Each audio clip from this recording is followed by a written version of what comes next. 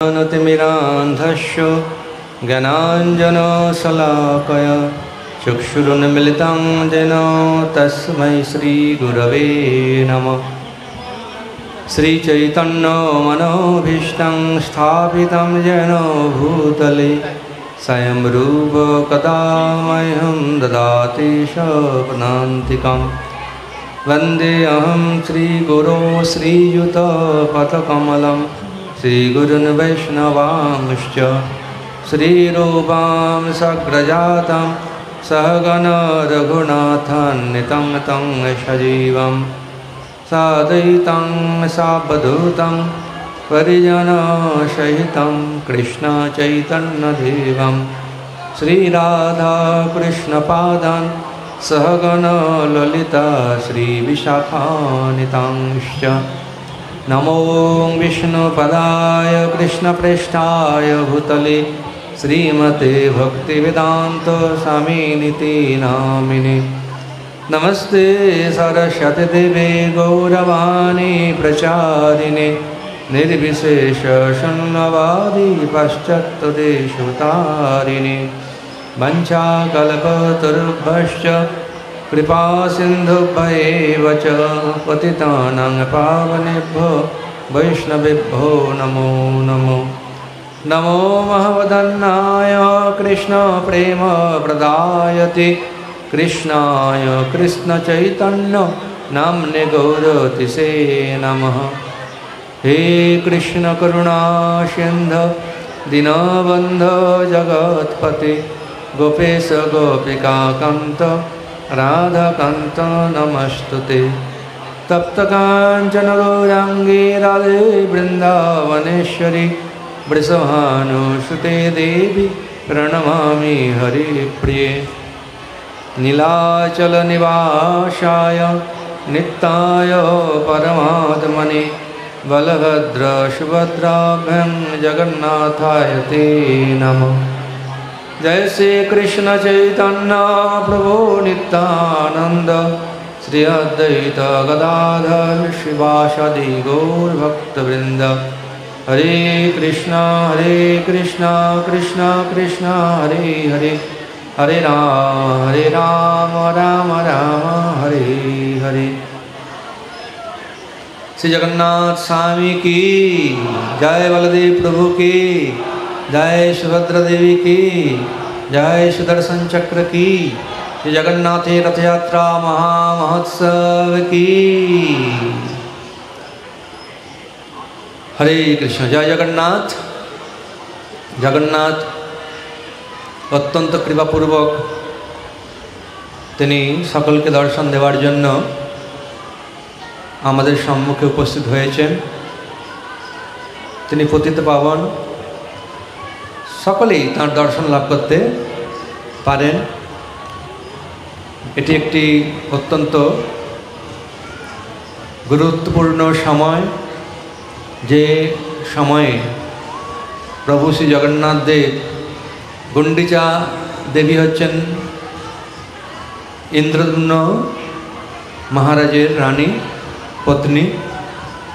ভগবান শ্রী জগন্নাথ দেব তাকে কথা দিয়েছিলেন, হে গুন্ডিচা দেবী, আমি প্রতি বৎসর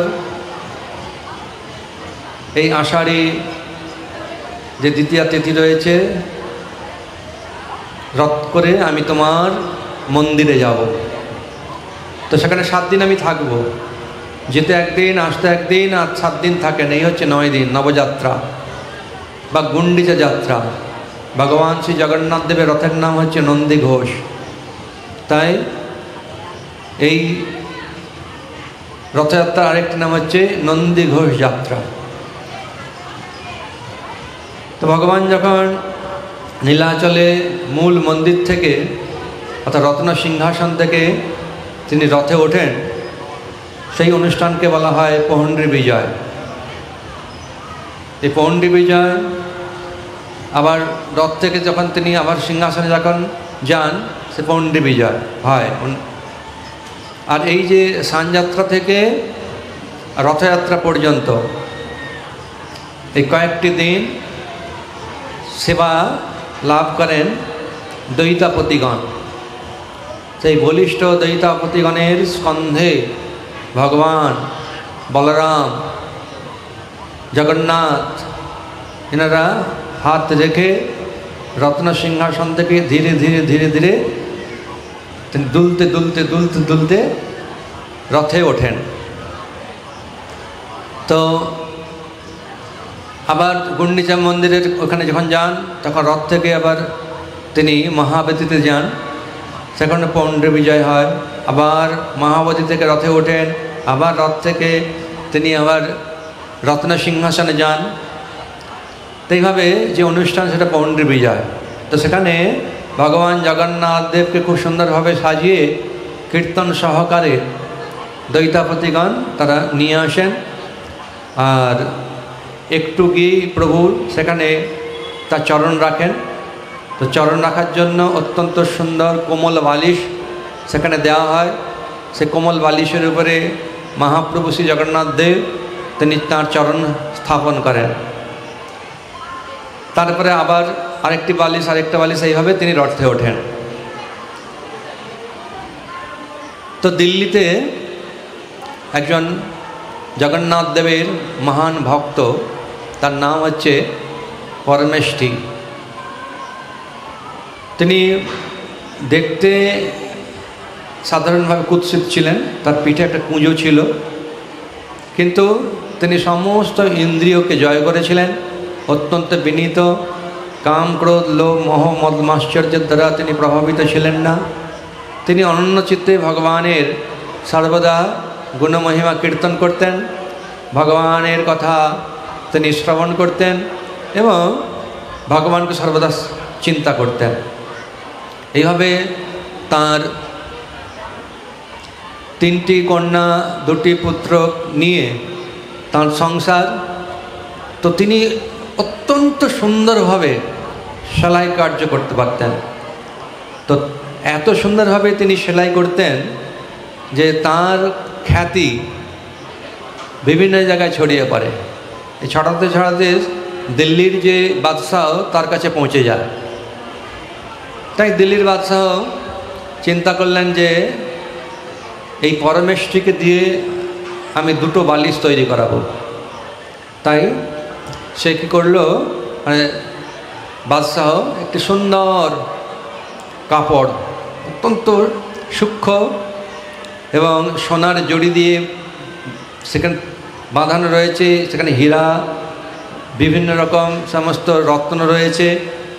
সেই কাপড়টি একজনের মাধ্যমে পাঠিয়ে বললেন যে বাদশাহ পাঠিয়েছে এই কাপড় দিয়ে তোমাকে 2টো বালিশ তৈরি করতে হবে। হ্যাঁ, বাদশাহ ডেকেছিলেন।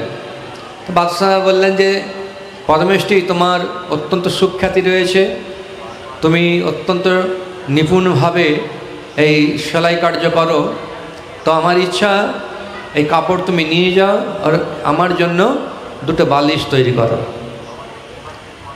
এমনভাবে তৈরি করবে সেই বালিশের কভারের উপরে সুন্দর চিত্র থাকবে, কিন্তু কোনো সেলাই যেন বাইরে থেকে ধরা না পড়ে। তাইভাবে তুমি 2টো বালিশ তৈরি করো। তো তিনি কাপড় নিয়ে এবারে বালিশ তৈরি করে ফেলেছেন, বালিশ দেওয়া হবে। ইতিমধ্যে জগন্নাথ দেবের রথযাত্রা উপস্থিত হয়ে গেছে। জগন্নাথ দেব তিনি রত্ন সিংহাসন থেকে রথে উঠবেন। সে পরমেষ্ঠী তিনি একদম চক্ষু মুদ্রিত করে সেই নীলাচলে জগন্নাথ দেবের পৌণ্ড্র বিজয়ে তিনি ধ্যান করতে লাগলেন। তো ধ্যানের মাধ্যমে একটা সেবা হয়। ব্রহ্মবৈবর্ত পুরাণে বর্ণনা করা হয়েছে, এক ব্রাহ্মণ, তিনি অত্যন্ত দরিদ্র ছিলেন, তাঁর সামর্থ্য ছিল না ভগবানকে সেবা করবার। তো তিনি ভাবলেন যে আমার পূর্বকৃত কর্মের কারণে আমি হত দরিদ্র। তো তবুও তিনি চিন্তা করেছেন কিভাবে আমি ভগবানের সেবা করতে পারি। তো বিভিন্ন জায়গায় তিনি পাঠ শোনেন। এক জায়গায় পাঠ তিনি শুনলেন যে মনে মনেও ভগবানের সেবা করা যায়। কেউ যদি অত্যন্ত দরিদ্র হয়, তার যদি সামর্থ্য নাও থাকে, তিনি কিন্তু মানসিকভাবে অত্যন্ত আড়ম্বর সহকারে ভগবানের সেবা করতে পারেন। তো সেভাবে ব্রাহ্মণ তিনি সেবা করেছিলেন এবং ভগবানকে পায়েস ভোগ লাগাতে গিয়ে তিনি দেখলেন যে পায়েসটা ঠান্ডা কি গরম, কেননা গরম পায়েস ভগবানকে দিতে নেই। হ্যাঁ, চাটনি আর হচ্ছে পায়েস সবসময় ঠান্ডা দিতে হয়। তো তিনি যখন আঙুল দিয়েছেন তখন আঙুল পুড়ে গেছে। দেখুন, মানসিকভাবে কিন্তু করেছেন, কিন্তু তার আঙুলটা পুড়ে গিয়েছে, তখন ধ্যানভঙ্গ হয়েছে। তো ভগবান শ্রী নারায়ণ তিনি তার ভক্তের এই আচরণে অত্যন্ত সন্তুষ্ট হয়েছেন। তিনি মৃদু হেসেছেন। লক্ষ্মীদেবী জিজ্ঞাসা করছেন যে প্রভু, আপনার হাস্যের কারণ কি? না, এক ভক্ত প্রতিদিন আমাকে আড়ম্বর সহকারে মানসিকভাবে সেবা করে, আজকে সে পায়েস ঠান্ডা কি গরম পরীক্ষা করতে গিয়ে যখন হাত দিয়েছে তার আঙুলে ফোসকা পড়ে গেছে, তো এই জন্য আমি হাসছি। তো ভগবান শ্রী নারায়ণ কী করলেন, তার দূতকে পাঠালেন রথ দিয়ে, এবং সেই ব্রাহ্মণকে রথে করে নিয়ে বৈকুণ্ঠে এলেন। তো মানসিকভাবে ভগবানের সেবা সম্পন্ন হয়। মনও একটা ইন্দ্রিয়, অত্যন্ত গুরুত্বপূর্ণ একটি ইন্দ্রিয়। ভগবান শ্রীকৃষ্ণ ভগবদ্গীতায় বলেছেন যে মনমনা ভব, আমার কথা চিন্তা করো। কীভাবে? মদভক্ত, আমার ভক্ত হয়ে, মদ আজি আমার সেবা করো, মাং নমস্কুর, আমার প্রণাম নিবেদন করো, আমাকে প্রণাম করো। এই চারটা যদি কেউ করে, ভগবান প্রতিশ্রুতি দিয়েছেন মাম এব সত্যং তে প্রতিজানে প্রিয়সীমে, আমি সত্য করে প্রতিজ্ঞা করছি যে সে অবশ্যই আমার কাছে ফিরে আসবে। তাহলে মন দিয়েও ভগবানের সেবা করা যায়, ধ্যান হয়, বিভিন্ন উপাচার সংগ্রহ করে সেই উপাচার মন্ত্র উচ্চারণপূর্বক নিবেদন করা যায়। তো পরমেশ্বরী দাস তিনি এইভাবে মুদ্রিত নয়নে দেখছেন যে জগন্নাথ দেব রত্ন সিংহাসন থেকে তিনি এইভাবে দুলতে দুলতে তিনি আসছেন, একটি বালিশের উপরে তার চরণ তিনি স্থাপন করে চলছেন। তো তিনি এই যে পৌণ্ড বিজয় দর্শনে এতটাই অভিভূত হয়ে গেছেন যে মনে হচ্ছে তিনি একদম জগন্নাথের পাশেই রয়েছেন। তো যেতে যেতে জগন্নাথের চরণের আঘাতে একটি বালিশ ফেটে যায়, আর ফেটে যাওয়ার সঙ্গে সঙ্গে সেই দৈতার ভিতরে চিন্তা করছে এখন কি, কারণ আগে বালিশ হচ্ছে আনতে হবে। তো পরমেশ্বরী তিনি কি করলেন, তার তো কাছেই রয়েছে বালিশ, তিনি সঙ্গে সঙ্গে ওই বালিশটা দিয়ে দিলেন। আর প্রভু শ্রী জগন্নাথ দেব পরমেশ্বরী প্রদত্ত সেই বালিশের উপরে চরণ স্থাপন করে পরবর্তী তিনি আবার এগিয়ে চললেন রথের উদ্দেশ্যে। এইভাবে জগন্নাথ তিনি রথে উঠলেন, রথযাত্রা শুরু হবে। তো এবার তার ধ্যান ভঙ্গ হয়ে গেছে, চোখ খুলে তাকিয়েছেন, দেখছেন দুটো বালিশের মধ্যে একটা নাই, একটা বালিশ। খুব আনন্দ যে প্রভু শ্রী জগন্নাথ দেব কৃপাপূর্বক আমার এই প্রদত্ত বালিশ তিনি স্বীকার করেছেন। ভগবান তিনি সকলের সেবা অঙ্গীকার করেন না। কেউ যখন ভাবে আবিষ্ট হয়ে ভক্তি সহকারে ভালোবেসে তাকে তার নির্দেশিত বস্তুসমূহ প্রদান করেন, তখন ভগবান তা স্বীকার করেন। তো পরমেশ্বরী দাস তিনি স্বাভাবিকভাবেই ছোটোর থেকেই ভগবদ্ভক্তি যাজন করে এসছেন, ভক্ত পরিবারে তার জন্ম হয়েছে। তো দেখতে তিনি একটু কুৎসিত, কিন্তু তার হৃদয়, তার মন, তার ইন্দ্রিয় সমূহ সম্পূর্ণরূপে নির্মল, ভগবানের সেবায় তৎপর। তো যখন ভগবান শ্রী জগন্নাথ দেব তাঁর প্রদত্ত বালিশ স্বীকার করলেন, তিনি আনন্দে একদম উৎফুল্ল হয়ে উঠলেন। কিন্তু সঙ্গে সঙ্গে একটা চিন্তাও তার মধ্যে এলো, এখন তো বাদশার লোক আসবে বালিশ নিতে। তো দুটি বালিশ তৈরি করতে তিনি বলেছিলেন, আমি করেওছিলাম, কিন্তু ভগবান জগন্নাথ তিনি গ্রহণ করেছেন। এর থেকে বড় আর কি, তিনি তো জগতের নাথ, তিনি সব কিছুর মালিক, আমি তার সেবা করতে পেরেছি, আমি ধন্য হয়েছি। আর যদি এই বাদশাহ মেনে নেয় তার জীবনও ধন্য হবে। কিন্তু ঘটনা উল্টো হলো। সেই বাদশাহ পাঠালেন তার লোককে, যে দেখো পরমেষ্ঠী দাস বালিশ প্রস্তুত করেছে কিনা। তখন আর বালিশ নিয়ে তাকে নিয়ে এসো আমার কাছে। তো বাদশাহ পদ্ধত লোক, সে বার্তাবাহক এসে পরমেষ্ঠী দাসকে বললেন যে বাদশাহ আপনাকে ডেকেছেন বালিশ দুটো নিয়ে, চলুন। ঠিক আছে চলুন সঙ্গে।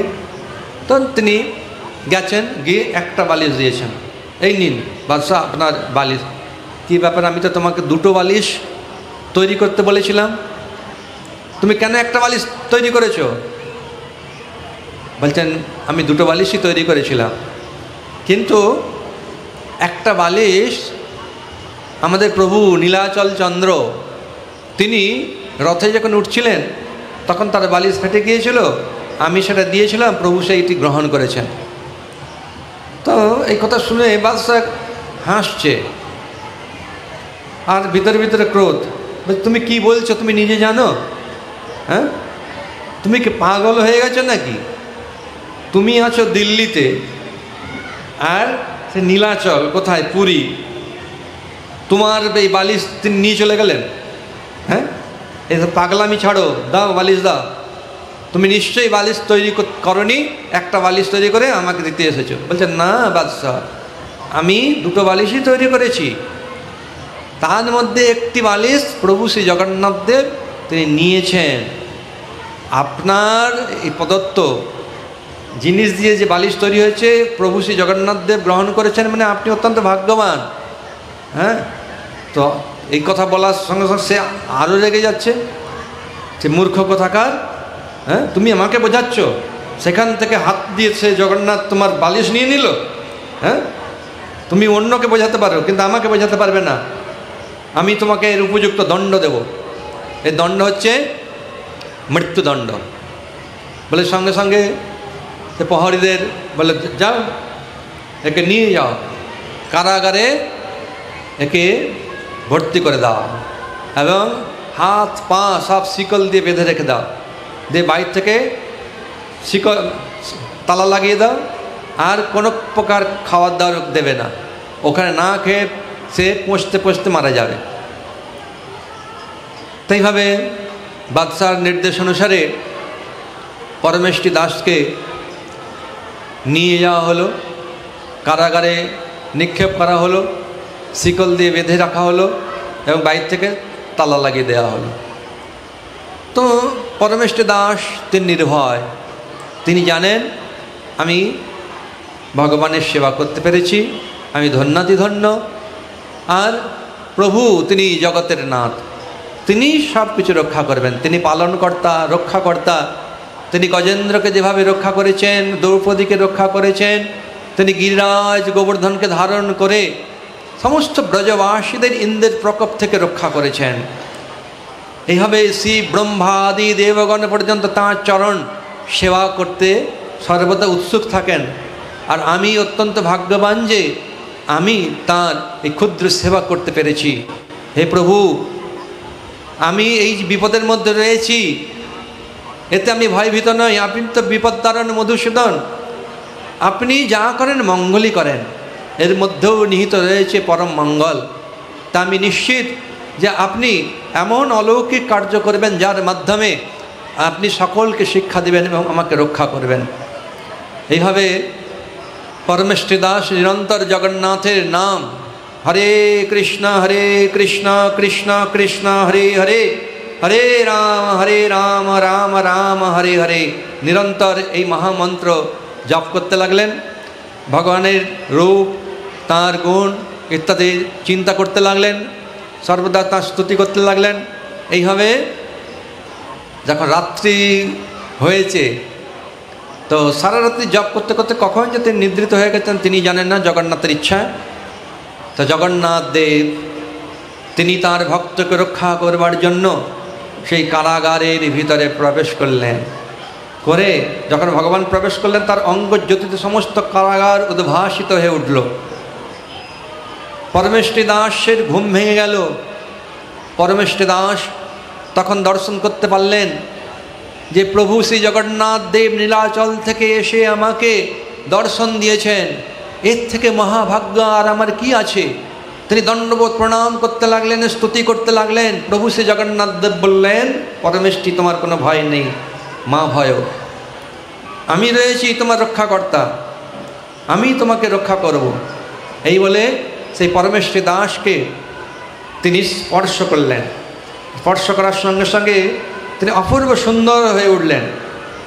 তার চেহারা থেকে জ্যোতি নির্গত হলো, তার যে পিঠে কুঁচ ছিল সেটা দূরীভূত হয়ে গেল, অপূর্ব দর্শন। তারপরে জগন্নাথ বললেন, তুমি ধৈর্য ধরো, আমি সমস্ত ব্যবস্থা করছি। করে জগন্নাথ দেব এর কাছে উপস্থিত হলেন, হয়ে বললেন, যে মূঢ়, তুই নিজেকে কর্তা বলে ভাবছিস? এই যে পদ আমি তোকে দিয়েছি, আমি হচ্ছে জগতের নাথ, সব কিছু আমি হচ্ছে মালিক, আর নিজে দুদিনের মালিক হয়ে নিজেকে বড় কর্তা বলে মনে করছিস? আর এইভাবে আমার ভক্তকে তুই এইভাবে নির্যাতন করছিস। সে একটা বালিশ দিয়েছে, সব কিছুর মালিক তো আমি, তার মধ্যে একটা বালিশ সে আমাকে দিয়েছে, তাতে তোর কি আছে? তুই কি তোর বাপের সম্পত্তি দিয়েছিস?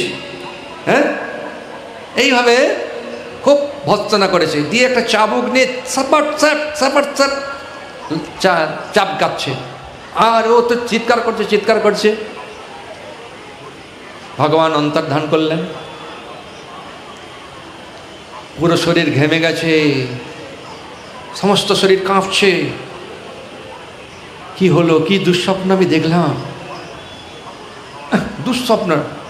তারপরে দেখছে পুরো চাবুকের আঘাত সমস্ত শরীরে। না না না, এটা দুঃস্বপ্ন নয়, এটা প্রকৃত বাস্তব ঘটনা। আমরা যাকে খোদা বলি তিনি হচ্ছেন জগন্নাথ। যদিও তিনি এক জায়গায় অবস্থান করেন, নীলাচল চন্দ্র নীলাচলে রয়েছেন, কিন্তু তার সমস্ত জায়গায় তার হস্ত পদ প্রসারিত।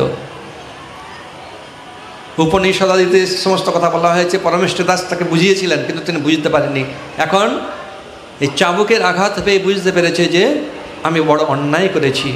প্রকৃতপক্ষে আমি দুদিনের বাদশাহ, আর তিনি তো জগতের নাথ, নিত্য তিনি নাথ, সব কিছুর মালিক তিনি।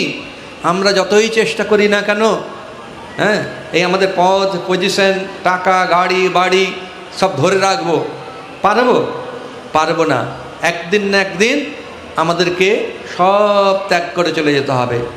কিন্তু যেটা আমরা পেয়েছি সেটা দিয়ে যদি আমরা সেই জগৎপতি জগন্নাথের সেবা করি, তাহলেই আমাদের জীবন সার্থক হবে।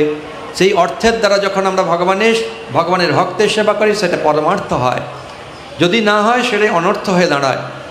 তখন বাদশাহ আরেকটা কথা জগন্নাথ বললেন যে, শীঘ্রই গিয়ে আমার মহান ভক্ত পরমেশ্বরী দাসকে তুমি কারাগার থেকে মুক্ত করো, আর তাকে অত্যন্ত সম্মান সহকারে সমস্ত দিল্লিতে ঘুরে তাকে উষ্ণিস অর্থাৎ পাগড়ি দিয়ে হাতির পিঠে চড়িয়ে সম্মান প্রদর্শন করো।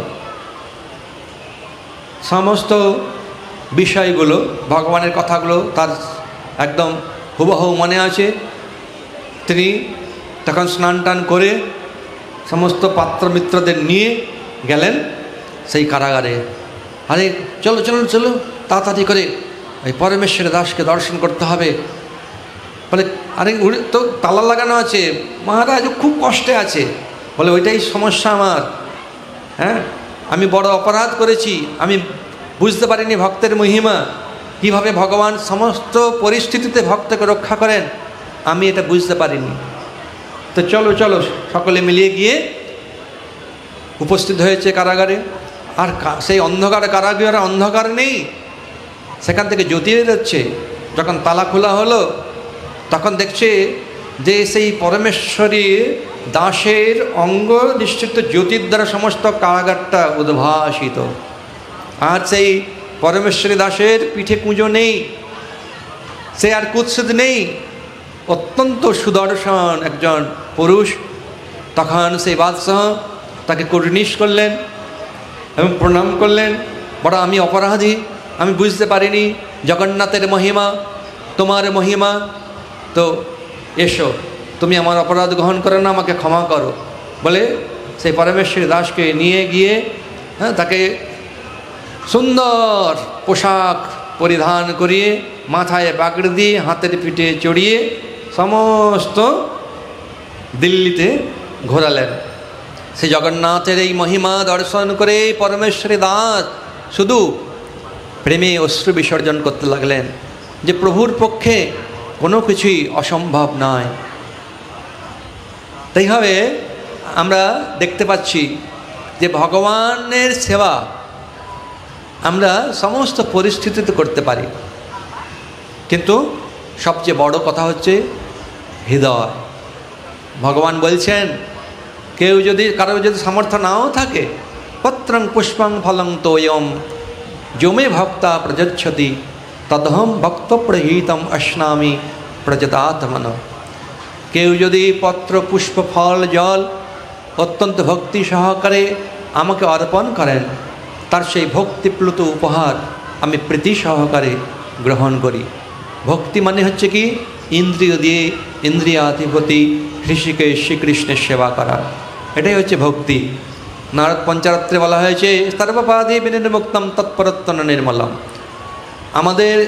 আমি মানুষ, আমি হিন্দু, আমি মুসলিম, আমি খ্রিস্টান, আমি বৌদ্ধ, জৈন, এই সমস্ত, আমি পুরুষ, আমি নারী, আমি পশু পাখি, এগুলো সবই হচ্ছে দৈহিক পরিচয়। দেহ অনিত্য। ভগবদ্গীতার প্রথম শিক্ষা এটি যে দেহ অনিত্য, আত্মা হচ্ছে নিত্য। কিন্তু দেহকে নিয়ে সকলেই খুব ব্যস্ত, কিন্তু নিজের পায়ে কুড়োল মারছে। অর্থাৎ সে যে আত্মা, সে যে চিন্ময়, সে যে নিত্য ভগবানের দাস, সেটা ভুলে গিয়েছে। তো নিত্য ভগবানের সঙ্গে যে সম্বন্ধ, সেই সম্বন্ধটা ভুলে গিয়ে অনিত্য সম্বন্ধটাকে বহু মানন করছে এবং সেটাকে নিয়ে বহু প্রকারের আয়োজন করছে সুখী হওয়ার। কিন্তু জড়জগতে একটা কথা আপনারা জেনে রাখুন, যে ভগবান ভগবদ্গীতায় কথা বলছেন, আমরা যতই চেষ্টা করি না কেন এই জড়জগতে কখনো আমরা নিরন্তর সুখী হতে পারবো না। কেননা এই জগৎটা হচ্ছে দুঃখালয়ম অশাশ্বতম, দুঃখের স্থান। যিনি এই বিশ্ব ব্রহ্মাণ্ড অসংখ্য জড়জগৎ সৃষ্টি করেছেন, তিনি বলছেন এই জড়জগৎটা হচ্ছে অনিত্য, জড়জগৎটা হচ্ছে দুঃখের স্থান। কিন্তু আমরা আনন্দ চাই, আনন্দের স্থান রয়েছে, সেখানে যেতে হবে এবং সেখানে যাওয়ার জন্য ভগবান পন্থা দিয়েছেন, মার্গ রাস্তা দেখিয়েছেন। তা ভগবত প্রদত্ত সেই রাস্তায় যদি আমরা অবলম্বন করি, তাহলে আমরা নিশ্চয়ই সে আনন্দময় লোকে ফিরে যেতে পারবো। আর যেখানে ফিরে গেলে আর এই দুঃখময়, যন্ত্রণাময়, দুর্দশাময় এই জড়জগতে ফিরে আসতে হবে না। তো এটা সবসময় আমাদের খেয়াল রাখতে হবে এবং তা লাভ করবার এই বিশেষ করে কলিযুগে মহামন্ত্র জপ এবং কীর্তন করা। এই জন্যে এই কলিযুগে শ্রীমন মহাপ্রভু আবির্ভূত হয়েছে নদিয়া, এই তো নদিয়া জেলা, তাই না? নদিয়া জেলার নবদ্বীপে মায়াপুর গ্রাম যথায় জন্মিলেন চৈতন্য ভগবান। চৈতন্য মহাপ্রভু তিনি আবির্ভূত হলেন। সব কলিতে শ্রী চৈতন্য মহাপ্রভু আসেন না, এই কলিযুগে এসেছেন এবং তিনি প্রেমের পথ দিয়ে গেছেন। ভগবানকে লাভ করবার সহজ সরল এবং সর্বশ্রেষ্ঠ পথ হরির নাম হরির নাম হরির নামৈব কেবলম কলো নাস্তেব নাস্তেব নাস্তেব গতিরন্যথা। হরিনাম ছাড়া হরিনাম ছাড়া হরিনাম ছাড়া কলিকালে আর কোনো গতি নেই, আর কোনো গতি নেই, আর কোনো গতি নেই। হরিনাম যে কোনো করতে পারে, যে কোনো স্থানে করতে পারে, যে কোনো সময়ে করতে পারে। কোনো কালের বিচার নেই, পাত্র অপাত্রের বিচার নেই, স্থান অস্থানের কোনো বিচার নেই। আপনি মন্দিরে যাবেন, মন্দিরে যেতে গেলে আপনাকে একটা মিনিমাম শুদ্ধতা বজায় রেখে যেতে হবে, কিছু উপাচার গ্রহণ করতে হবে। ঘরে বলুন আর বড় মন্দিরেই বলুন, পুজো করতে গেলে আপনাকে সেই পন্থা অবলম্বন করতে হবে, বিভিন্ন উপাচার সংগ্রহ করতে হবে, স্নান করতে হবে, ধৌত বস্ত্র পরিধান করতে হবে, মনটাকে শুদ্ধ রাখতে হবে, তারপরে যেতে হবে। কিন্তু ভগবানকে যদি আমি তার নামের মাধ্যমে আরাধনা করতে চায়। বিশেষ করে কলিকালে মহাপ্রভু বলছেন, কলিকালে নামরূপে কৃষ্ণ অবতার, নাম হইতে হয় সর্বজগৎ নিস্তার। নাম বিনু কলিকালে নাহি আর ধর্ম, সর্বমন্ত্র সার নাম এই শাস্ত্র মর্ম। সমস্ত শাস্ত্রের মর্ম বা সার হচ্ছে এই যে ভগবানের নাম জপ কীর্তন নিরন্তর করা, নিয়মিত স্মরণে ন কাল, যে কোনো সময় আমরা করতে পারি। হরে কৃষ্ণ হরে কৃষ্ণ কৃষ্ণ কৃষ্ণ হরে হরে, হরে রাম রাম রাম হরে হরে। প্রভু কহে কহিলাম এই মহামন্ত্র, ইহা জপ সবে গিয়া করিয়া নির্বন্ধ, ইহা হইতে সর্বসিদ্ধি হইবে সবার, সর্বক্ষণ বলইতে বিধি নাই ইহার। যে কোনো সময় করা যেতে পারে। হরে কৃষ্ণ, হ্যাঁ সামনে বসে ঘুমাচ্ছে, হরিনাম করুন। আপনি যে কাজ করছেন করুন, আমার মহাপ্রভু এটাই বলছেন, আপনি যে করছেন করুন, কিন্তু হরিনাম করুন, এতেই আপনার মঙ্গল হবে। করবেন না, হবে না। যে যেমন কর্ম করবে সে সেরকম ফল লাভ হবে। প্রত্যেকে নিজ নিজের ভাগ্য নিজেই তৈরি করে। দুঃখ সে নিজেই তৈরি করে, সুখ সে নিজেই তৈরি করে। কর্ম অনুসারে ফল লাভ হয়। সুখ দুঃখ এই জড়জগতে সুখেরও শেষ আছে, দুঃখেরও শেষ আছে, কিন্তু আমরা চাই নিরন্তর সুখ আনন্দ, সেটা এই জগতে পাওয়া যাবে না। সেজন্যে পারমার্থিক পদ গ্রহণ করতে হবে, যেটি ভগবান দিয়েছেন, মহাজনগণ দিয়েছেন। শ্রী ব্রহ্মা আদি সমস্ত দেবগণ তারা ভগবানের নিরন্তর আরাধনা করছেন, মহামন্ত্র জপ করছেন। তাহলে আমরা যদি করি আমাদের মানব জীবন ধন্য হবে। হরে কৃষ্ণ। অসংখ্য ধন্যবাদ। জয় শ্রী প্রভুপাদ কি জয়, সমবেত ভক্তবৃন্দ কি জয়, জয় জগন্নাথ স্বামী কি জয়, জয় বলদেব প্রভু কি জয়, সুভদ্রা দেবী কি জয়, সুদর্শন চক্র কি জয়। তো আবার প্রভু জগন্নাথ ফিরে যাবেন, সময় সুযোগ করে রথের অংশগ্রহণ করবেন, রথের দড়ি স্পর্শ করবেন। জগন্নাথ বলছেন পুরাণে যে রথের উপরে জগন্নাথ দেবকে দর্শন করলে তার আর পুনর্জন্ম হয় না।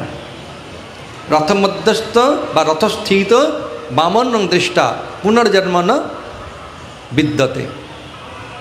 রথের মধ্যে স্থিত জগন্নাথ দেব, তাকে দর্শন করলে আর পুনর্জন্ম হয় না। নিতাই গৌর প্রেমানন্দে হরি হরি বল।